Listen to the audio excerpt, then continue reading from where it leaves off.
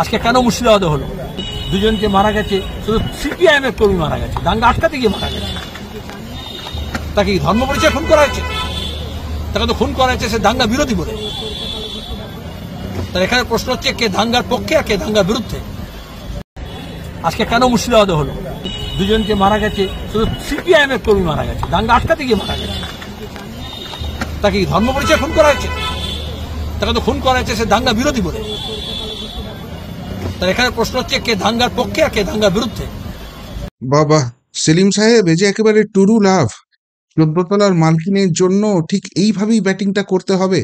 বাংলার মানুষ কিন্তু সবটা দেখছে।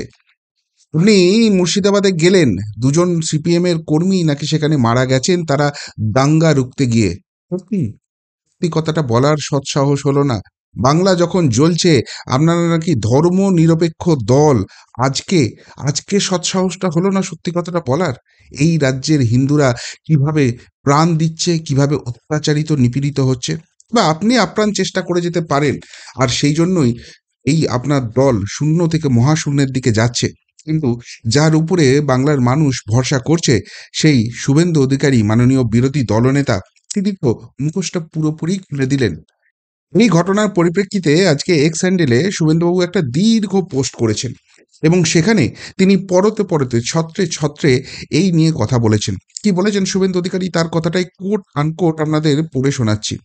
জনাব মোহাম্মদ সেলিম সাহেব, ধরে নিলাম যে মুর্শিদাবাদ জেলার শামশেরগঞ্জ ব্লকের জাফরাবাদে নিহত পিতা পুত্রদ্বয় শ্রী হরগোবিন্দ দাস ও শ্রী চন্দন দাস আপনাদের দলীয় কর্মী ছিলেন, কিন্তু তাদের হত্যা করা হলো কেন?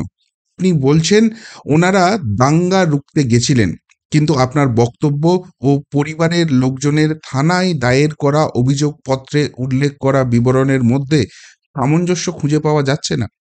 আপনার জ্ঞাতার্থে অভিযোগপত্রের ছবি সংযুক্ত করলাম। স্পষ্ট লেখা রয়েছে যে সবিনয় নিবেদন, এই যে আমি, নামটা তিনি অমিট করে দিয়েছেন অবভিয়াসলি তার সিকিউরিটির জন্য। স্বামী মৃত হরগোবিন্দ দাস, গ্রাম জাফরাবাদ, থানা শামশেরগঞ্জ, জেলা মুর্শিদাবাদ। আমার স্বামী হরগোবিন্দ দাস এবং পুত্র চন্দন দাসকে কিছু দুষ্কৃতী, যাদের নাম নিচে দেওয়া হলো, তারা গতকাল শনিবার 12/4/2025 আনুমানিক সময় সকাল 10:30টায় আগ্নেয় অস্ত্র সহ কুপিয়ে খুন করে বাড়ি থেকে বের করে নিয়ে গিয়ে। অনেক অনুনয় বিনয় করা সত্ত্বেও তাদের থামানো যায়নি। তাদের মধ্যে অনেকজন থাকলেও কিছু ব্যক্তি মিলে দুজনকে হত্যা করে। অতএব মহাশয়ের নিকট প্রার্থনা, নিম্নোক্ত হত্যাকারীদের কঠোর থেকে কঠোরতর শাস্তি দিয়ে বাধিত করিবেন। ওনারা নিশ্চয়ই বাড়ির মধ্যে থেকে দাঙ্গা আটকাচ্ছিলেন না, ওনাদের বাড়ি থেকে বের করে নিয়ে গিয়ে কুপিয়ে খুন করে। এই জন্য নয় যে ওনারা বামপন্থী ছিলেন বা রাজনৈতিক শত্রুতা ছিল, স্রেফ এই জন্য কারণ ওনাদের নাম হচ্ছে হরগোবিন্দ দাস ও চন্দন দাস। এরপর তিনি আরও লিখেছেন, আর যাদের বিরুদ্ধে হত্যার অভিযোগ আনা হয়েছে উক্ত অভিযোগপত্রে তাদের নামগুলো হলো ইউসুয়া শেখ, একবর শেখ, হজরত আলী, কালু নাদার, নুরুল শেখ, আনসার আলী। বাকি আপনি বিচক্ষণ ব্যক্তি, আশা করছি কারণ বুঝে গেছেন। কিন্তু প্রকাশ্যে স্বীকার করা আপনার পক্ষে সম্ভব নয়, কারণ প্রথমত আপনি যে দলের নেতা, সেই দলের ইন্ডি জোট সঙ্গী তৃণমূল সরকারের সমালোচনা করা হয়ে যাবে। তাহলে তাদের দলের নেতারা সাম্প্রদায়িক উস্কানি দিয়েছে, আর পুলিশ প্রশাসন হাতে হাত দিয়ে বসে থেকে এই সব নিরীহ হিন্দুদের মরতে দিয়েছে ও ভিটে ছাড়া হতে দিয়েছে। দ্বিতীয়ত, আপনি নিজে ধর্মকে ক্রাচের মতো ব্যবহার করে নির্বাচনের বৈতরণী পার করার চেষ্টা করেছেন, তবে পর্যদুস্ত হয়েছেন। একবার নয়, পরপর 3বার। 2019 রায়গঞ্জ, 2021 চণ্ডীতলা, 2024 মুর্শিদাবাদ। এই কেন্দ্রগুলির জনবিন্যাস বিশ্লেষণ করলে দেখা যাবে যে একটা বড় অংশের ভোটার হলো সংখ্যালঘু সম্প্রদায়ের।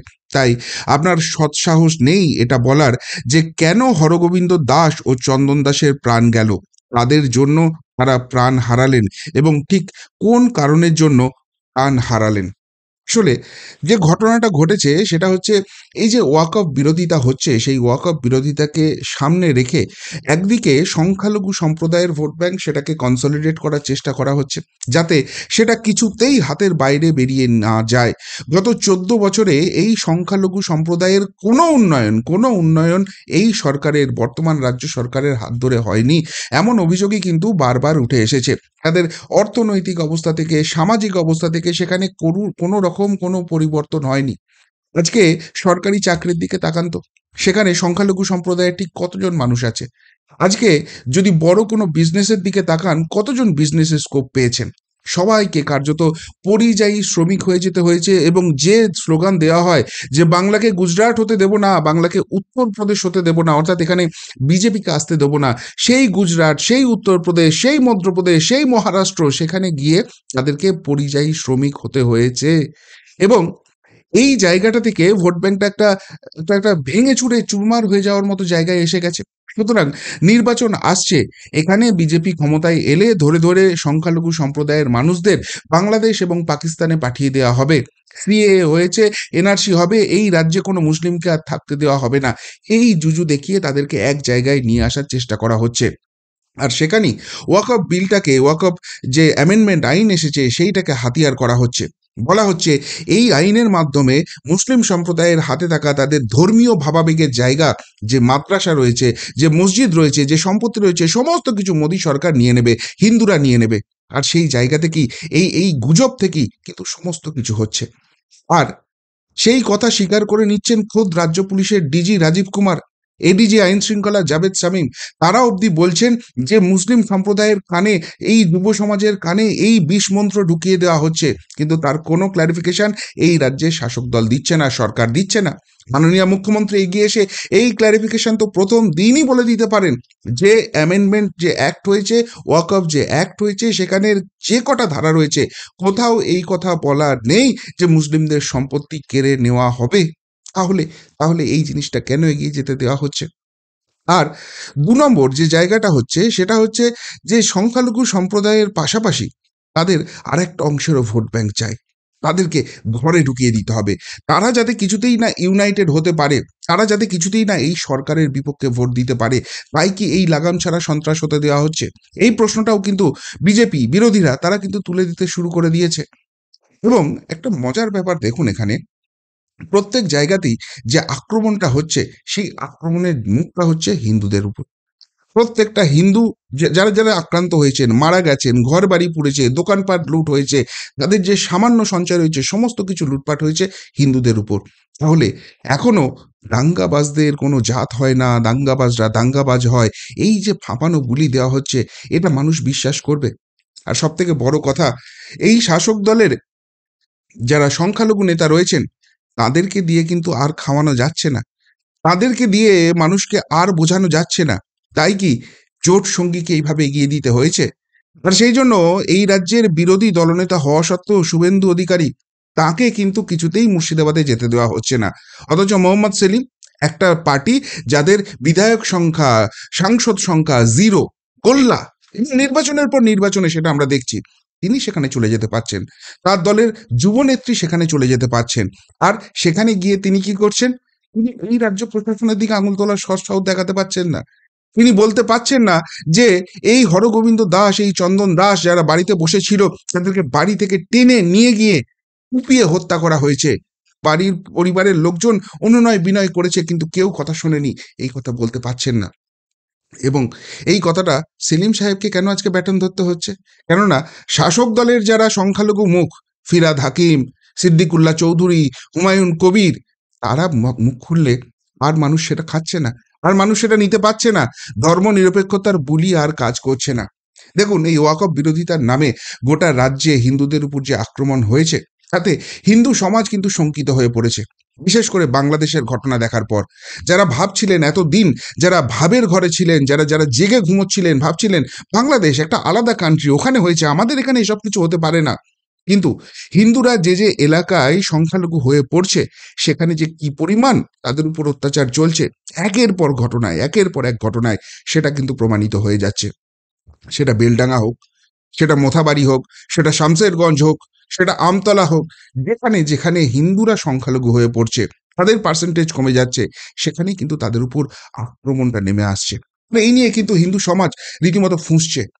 তারা একটা কথাও মুখ ফুটে বলতে পারছে না, কেননা এই রাজ্যে এই প্রশাসনের আন্ডারে যদি একটা কথাও বলা হয় যেটা তাদের অস্বস্তি বাড়াতে পারে, রাষ্ট্রশক্তিকে ব্যবহার করে একদম কণ্ঠরোধ করা হবে। যেভাবে পুলিশি হেনস্থা শুরু হবে, সেই ভয়ে কেউ মুখ খুলছেন না।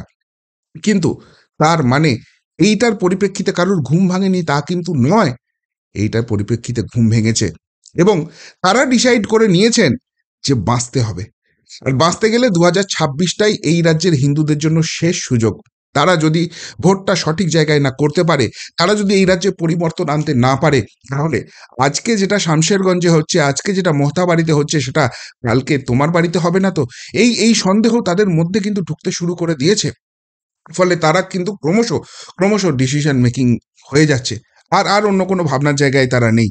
আর সেই জায়গায় যখন বামেদের সিপিএম এর দুজন কর্মী শুধুমাত্র হিন্দু হওয়ার অপরাধে তাদের জান চলে যায়, এখন এদের যে ভোটটা রয়েছে, এদের যে হিন্দু ভোটটা রয়েছে, দেখুন বামেরা এখন আর সংখ্যালঘুদের ভোট পায় না। তার কারণ হচ্ছে ওই ভোটটা কনসলিডেট হয়ে পুরোপুরি শাসকের বাক্সে পড়ে। বাম শুধুমাত্র ভোট কাটুয়া পার্টি হিসেবে কাজ করে। তাদের একটাই লক্ষ্য, আমরা শূন্য থেকে মহাশূন্যের দিকে যাই, যে করে হোক বিজেপির ভোটটা কাটতে হবে আর এই রাজ্যে তৃণমূলকে রাখতে হবে। এই যে এজেন্ডা, এটা মানুষের কাছে স্পষ্ট হয়ে যাচ্ছে। আর সেই জন্যই যাদবপুর থেকে সুজন চক্রবর্তী চলে যান দমদমে এবং সেখানে গিয়ে ভোট কেটে সৌগত রায়কে জিততে সাহায্য করেন। প্রত্যেকটা জায়গায় এই বাংলায় এবারে 2021-এ বিজেপি যা ভোট পেয়েছিল, 2024-এও মোটামুটি সেইটাই ধরে রেখেছে। কিন্তু তারপরেও তাদের আসন 6টা কমে গেছে। তার কারণ হচ্ছে প্রত্যেকটা জায়গাতে দেখা যাচ্ছে যে বামেরা কিন্তু এই ভোটটা কাটছে। আর কোন ভোটটা কাটছে? সংখ্যালঘু ভোট কিন্তু নয়, সংখ্যালঘু ভোট ইন্ট্যাক্ট থাকছে। সেই ভোটটা হচ্ছে হিন্দু ভোটটা, যাতে বিজেপি এখানে আসনটা না পায়। এবং 2021-এর আগেই আপনারা দেখেছিলেন no vote to BJP campaign শুরু হয়ে গেছিল বাম এবং অতিবামীদের হাত ধরে। তার ফলটা কি হয়েছিল? বামেরা শূন্য, কিন্তু তৃণমূল কংগ্রেস ড্যাং ড্যাং করে এখানে ক্ষমতায় আছে। আর সেই চেনা চিত্রনাট্যটাই কি আবার শুরু করা হচ্ছে? যে করে হোক বিজেপিকে আটকাতে হবে। ওই গ্রেটার এভিল আর লেসার এভিল, এই তত্ত্ব খাওয়ানোর চেষ্টা করা হচ্ছে। সেই জন্য সেলিম সাহেবকে ছুটে যেতে হচ্ছে এবং সেখানে বিরোধী দলনেতাকে অ্যালাউ করা না হলেও কিন্তু সেলিম সাহেবকে ঠিক অ্যালাউ করে দেয়া হচ্ছে। আর সেখানে গিয়ে তিনি অতি সন্তর্পণে এই হিন্দু হত্যা হয়েছে, হিন্দুদের প্রাণটা গেছে, শুধুমাত্র হিন্দু হওয়ার জন্যই আজকে হরগোবিন্দ দাস, চন্দন দাসকে আমরা এই পৃথিবী থেকে হারিয়েছি, আমাদের দুজন সহ নাগরিক চলে গেছে, এই কথাটা বলার সৎ সাহস দেখাচ্ছেন না। আর এখানেই প্রশ্নটা উঠছে, তাহলে কোন এজেন্ডা এর পিছনে কাজ করছে? সেই পর্দাটাই ফাঁস করার চেষ্টা করেছেন মাননীয় বিরোধী দলনেতা। সত্যি কি এরপর সার্বিকভাবে এই রাজ্যের হিন্দুদের ঘুম ভাঙবে? সত্যিই কি এরপর বামেদেরও যে হিন্দু ভোট আছে, বামেদের বিশ্বাস করতে পারবেন? কারণ আগামী দিনে আপনারাও যদি হরগোবিন্দ দাস, চন্দন দাস হন, তখন মোহাম্মদ সেলিমরা যাবেন আর গিয়ে বলবেন আপনারা দাঙ্গা রুখতে গিয়ে প্রাণ দিয়েছেন, শহীদ হয়েছেন, কিন্তু পরিবারের লোক জানবে, পুলিশের কাছে রিপোর্ট পড়বে, দাঙ্গা রোখার কোনো ব্যাপার ছিল না, দাঙ্গাবাজরা বাড়িতে ঢুকেছিল এবং অনুনয় বিনয়টাকে উড়িয়ে দিয়ে বাড়ি থেকে টেনে নিয়ে গিয়ে বাইরে গিয়ে কুপিয়ে হত্যা করেছিল। তার কারণ আপনারা হিন্দু, আপনারা সিপিএম করেন না, বিজেপি করেন না, কংগ্রেস করেন না, কি করেন কেউ জানতে চায়নি। এটাই বাংলার ভবিতব্য। আর সেখানে এইভাবে শাক দিয়ে মাছ ঢাকার চেষ্টা হচ্ছে, সেই ঘটনার পরও রাজনীতি করার চেষ্টা করা হচ্ছে। এটাই বোধহয় বাংলার সব থেকে বড় দুর্ভাগ্য। কি বলবেন মোহাম্মদ সেলিমের এই বক্তব্য নিয়ে? সঠিক কথা বলেছেন। এখানে হিন্দুদের হত্যা হয়নি, এখানে শুধুমাত্র দাঙ্গা রুখতে গিয়ে বলেছিলেন। তাহলে তিনি বলে দিলেন আর তাদের যারা মারা গেছেন তাদের পরিবার মিথ্যাচার করছে, পুলিশের কাছে মিথ্যা রিপোর্ট দিয়েছে। এটাই কি বলতে চাইছেন? যদি এই নিয়ে কিছু বলার থাকে আপনাদের, অবশ্যই কমেন্ট বক্সে কমেন্ট করে জানাবেন। এখনকার মতো এখানেই শেষ করলাম, ফেরত আসছি নতুন প্রতিবেদন নিয়ে খুব তাড়াতাড়ি। ভালো থাকবেন, সাথে থাকবেন, পাশে থাকবেন।